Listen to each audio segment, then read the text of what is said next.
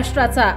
नमस्कार, मी गौरी। आपण पाहत आहात संध्या लाईव्ह। महाराष्ट्रासह अनेक राज्यांमध्ये गेल्या काही दिवसांपासून पावसाने हजेरी लावली आहे। देशभरात पुढील 3 दिवसात जोरदार पावसाची शक्यता हवामान विभागाने वर्तवली आहे। बंगालच्या उपसागराच्या दक्षिणेकडील काही भागांमध्ये, अंदमान समुद्राच्या दक्षिणेकडील भाग, निकोबार बेटे आणि अंदमान समुद्राच्या उत्तर भागातून नैऋत्य मान्सून दाखल झालाय। अशातच बंगालच्या उपसागरात 23 मे ते 28 मे या दरम्यान प्रचंड वेगाने चक्रीवादळ निर्माण होण्याची शक्यता आहे।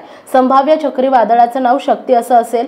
16 ते 18 मे दरम्यान बंगालच्या उपसागरात कमी दाबाचे क्षेत्र तयार होण्याची शक्यता आहे। हवामान विभागाने 16 मे पर्यंत कर्नाटकातील अनेक जिल्ह्यांसाठी येलो अलर्ट जारी केला आहे। कर्नाटकात अनेक ठिकाणी मान्सूनपूर्व सरी बरसण्याची शक्यता आहे। त्याचबरोबर 13 आणि 14 मे दरम्यान गुजरात, कोकण, गोवा, मध्य महाराष्ट्र, मराठवाडा, छत्तीसगड, पश्चिम बंगाल आणि सिक्कीम, कर्नाटक, तामिळनाडू, पश्चिम बंगाल, झारखंड, केरळ, पोंडुचेरी, कराईकल, रायलसीमा, आंध्र प्रदेशातील किनारी भाग या ठिकाणी हलका ते मध्यम पावसाचा अंदाज हवामान विभागाने वर्तवलाय। ठाणे, रायगड, रत्नागिरी, सिंधुदुर्ग, पुणे घाट विभागासह, नाशिक घाट विभागासह, कोल्हापूर घाट विभागासह, सातारा घाट विभागासह, सांगली, सोलापूर, छत्रपती संभाजीनगर, बीड, लातूर, धाराशिव, अमरावती, अकोला, नागपूर, वर्धा, वाशिम, गोंदिया, गडचिरोली आणि भंडारा जिल्ह्यामध्ये विजांचा कडकडाटासह पावसाची शक्यता वर्तवली आहे। त्यामुळे या जिल्ह्यांना येलो अलर्ट दिलाय। पुणे शहरात गेल्या काही दिवसांपासून ढगाळ वातावरण निर्माण होत असून